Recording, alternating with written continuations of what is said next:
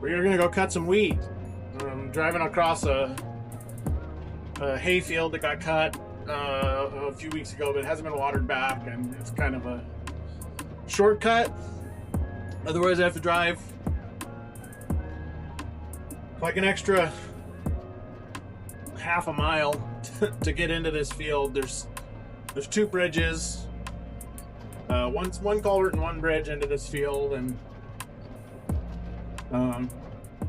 blocked off at one of the other ends that I could get into it from. So I'm just gonna shortcut through this field while it's cut, and we're gonna go in here, across this bridge, and we're gonna pop out for a second, and I'm gonna adjust my swath diverter, so right after the cut hay comes out of the conditioners, it goes into a swath diverter, and then from there it goes into a forming shield. And I typically run it so you can actually see it right here.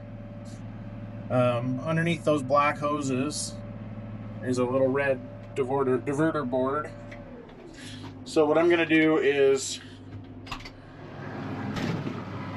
I'm gonna adjust that up one hole to narrow up our swath just a little bit, because we're not gonna rake this wheat, so we want it narrow enough that the baler can get all of it.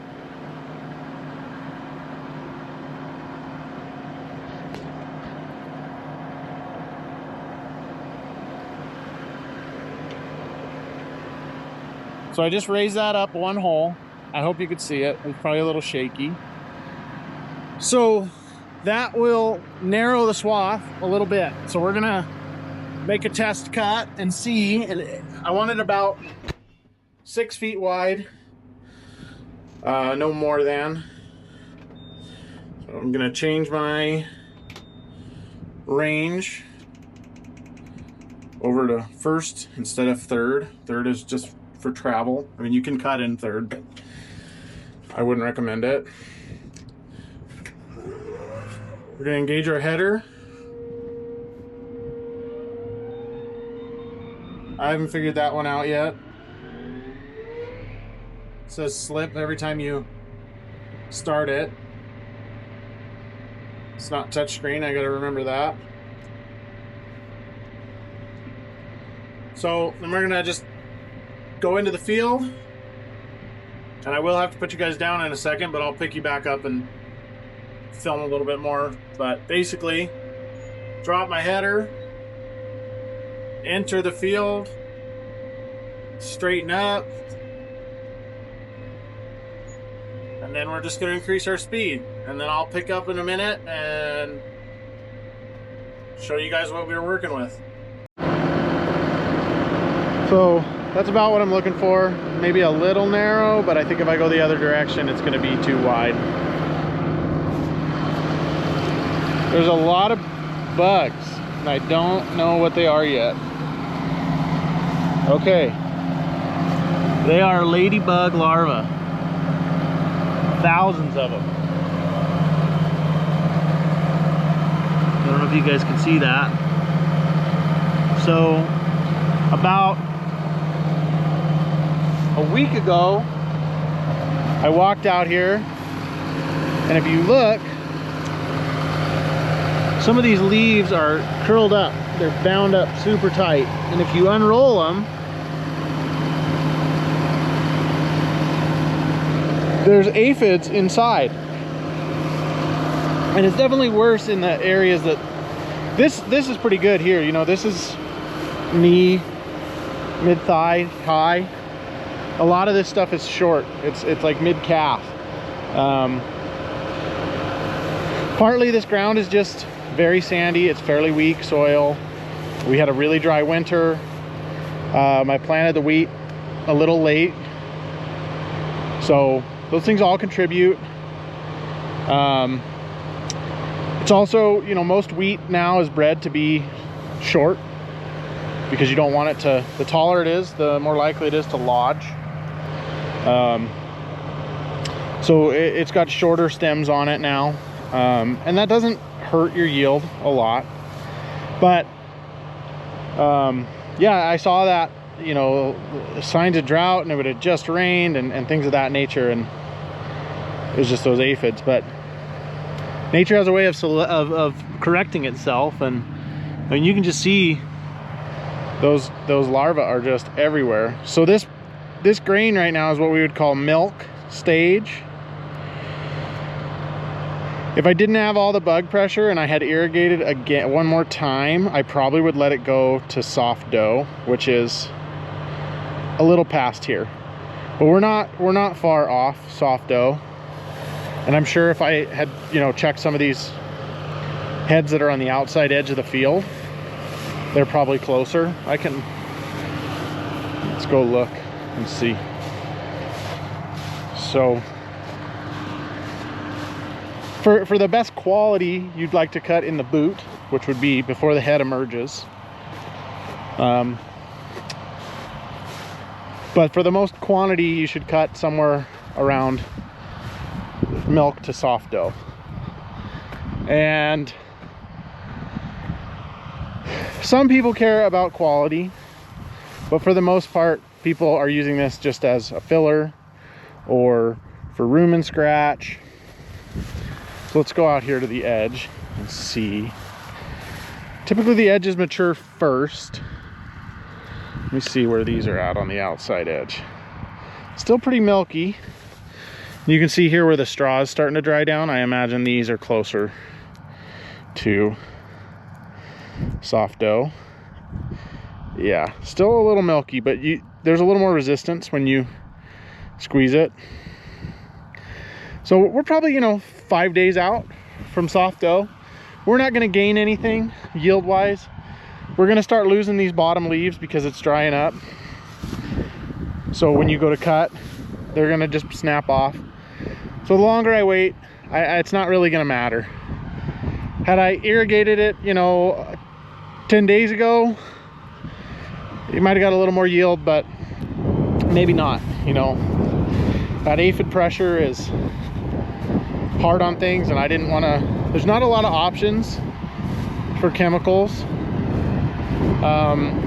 for the specific pest, which is Russian wheat aphid.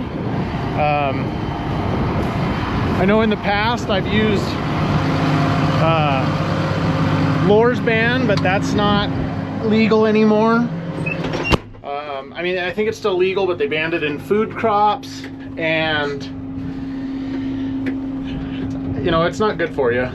So I've tried to use less and less of those things as time has gone on, and it looks like these ladybugs are doing their job. And the nice thing too is when I cut this, all these ladybugs are going to go out into my alfalfa fields and eat anything over there that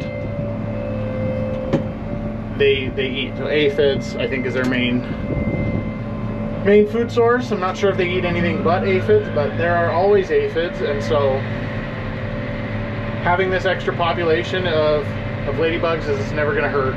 So I'm going to go cut some more, and I'll show you guys what it looks like when we're done. So I finished swathing the wheat, and I was driving by with the little field I put my pumpkins in every year, and I had an idea. Last year I used our Parma roller and I rolled down the standing triticale. It's supposed to be rye. It's the second year in a row. I think they got a big bulk bag mislabeled at the co-op.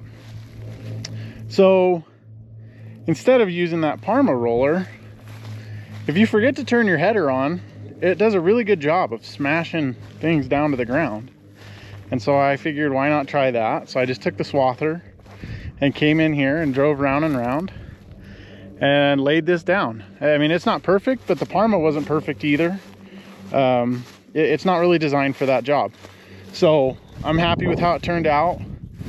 I'll come in here, try maybe tomorrow if I get around to it, and spray this just to kill it all. Because what you want is for this to be ground cover that, one, suppresses weeds, but two, helps really to retain the moisture. Because you know, it's just shade on the ground instead of just bare dirt. And it worked really well last year, so I want to try it again this year. Tried a few different herbicides and things like that. And then here's our wheat field that we finished cutting. Quite a bit better than I thought it was going to be. You know, that first check was really small, light windrows. But as I went further into the field, it got quite a bit better. So I'm happy with it. It's cut. And we might catch a shower here in a few days. Hopefully either the forecast changes or this stuff dries really quick. It is really dry already. Where it was small, you know, this stuff will be dry tomorrow, but some of the big stuff, it is not going to be dry for at least 5 days. So we'll just have to keep an eye on it, keep an eye on the forecast. We may come over here and rake it to try to speed it up, but we'll see. Hopefully the forecast changes and we don't have to worry about that. This is our irrigation ditches when they're dry. I'm sure I've shown them full of water. A little ugly patch job on that, which I need to fix again. This is what happens when gophers, they'll tunnel right up to little cracks and expansion joints in the concrete ditch. And let me get out of the sun here. They'll leave a giant crater there. And so then the water just runs right through that and makes a hole. So I was doing it last year and I just took some sackcrete and mixed up a little bag and threw something in there real quick so I could irrigate. But it leaked again last time. So what I'll do is I'll come in here and rip all this old, what this is, it's called Sikaflex concrete repair. I'll rip all that out, and then when I put new Sikaflex back in, I'll trowel it. I'll just take a steel concrete trowel and I'll trowel it out. It helps to spread it out and really pack it in there. Keeps it from just breaking apart again. So that's on the docket for tomorrow. I've got 2 spots like that, 3 maybe.